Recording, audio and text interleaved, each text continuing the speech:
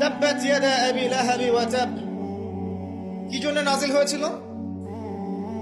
নবী সাল্লাল্লাহু আলাইহি ওয়াসাল্লাম যখন সবাইকে সমবেত করে বলেছিলেন যে আমি যদি বলি তোমাদেরকে এই পাহাড়ের পিছনে শত্রু দল অপেক্ষা করছে, তোমরা কি আমার কথা বিশ্বাস করবে? সবাই বলেছিল যে আমরা তোমাকে আল আমিন বা সত্যবাদী বলে জানি, অবশ্যই তোমার কথা বিশ্বাস করব। তখন তিনি বলেছিলেন কুলু লা ইলাহা ইল্লাল্লাহ তুফলিহুন, তোমরা শুধু বলো লা ইলাহা ইল্লাল্লাহ, আল্লাহ ছাড়া কোনো ইলাহ নেই, তোমরা সফল হয়ে যাবে। এটা আইয়ামে জাহিলিয়াতের কথা।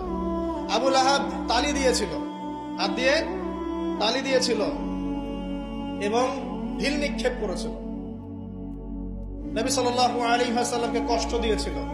আল্লাহ পাক সূরা নাজিল করেছেন তাব্বাত ইয়াদা আবি লাহাবি ওয়া তাব, ধ্বংস হোক আবু লাহাবের দুই হাত এবং সে নিজেও ধ্বংস হোক। কিয়ামত পর্যন্ত এই পৃথিবীতে যদি একটা মুসলিমও বেঁচে থাকে এবং সে যদি কোরআন পড়তে জানে, সে আবু লাহাবকে এই সূরা পড়ার মধ্য দিয়ে অভিশাপ দিবে ইনশাআল্লাহ তাআলা।